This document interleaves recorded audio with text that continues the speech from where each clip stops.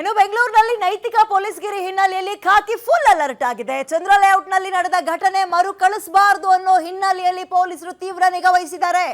ನೈತಿಕ ಪೊಲೀಸ್ಗಿರಿ ಕೇಸ್ನಲ್ಲಿ ಈಗಾಗಲೇ 5 ಜನರನ್ನ ಪೊಲೀಸರು ಬಂಧಿಸಿದ್ದಾರೆ. ಎಲ್ಲೂ ಕೂಡ ಗುಂಪಾಗಿ ಹುಡುಗರು ಸೇರಬಾರದು ಅಂತ ಹದ್ದಿನ ಕಣ್ಣಿಟ್ಟಿದ್ದಾರೆ, ವಿಶೇಷವಾಗಿ ಪಾರ್ಕ್ಗಳ ಸುತ್ತಮುತ್ತ.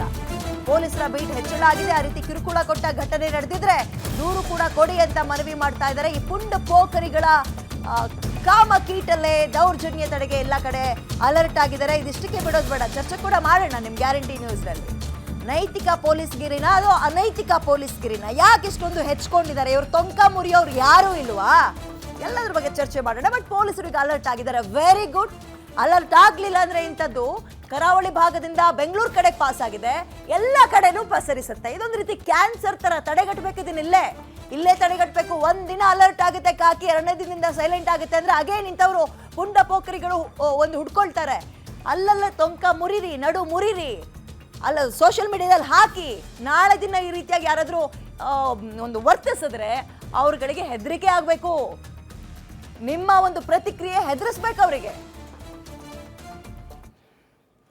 ಸೊ ಇದಿಷ್ಟು ಈ ಕ್ಷಣದ ಅಪ್ಡೇಟ್ಸ್. ಇಷ್ಟೊತ್ತು ಸುದ್ದಿ ಕೊಟ್ಟಿದ್ದು ನಾನು ವಿದ್ಯಾ ಮಲ್ನಾಡ್. ನೋಡ್ತಾ ಇರಿ ಗ್ಯಾರಂಟಿ ನ್ಯೂಸ್, ಸುದ್ದಿ ಖಚಿತ, ನ್ಯಾಯ ನಿಶ್ಚಿತ.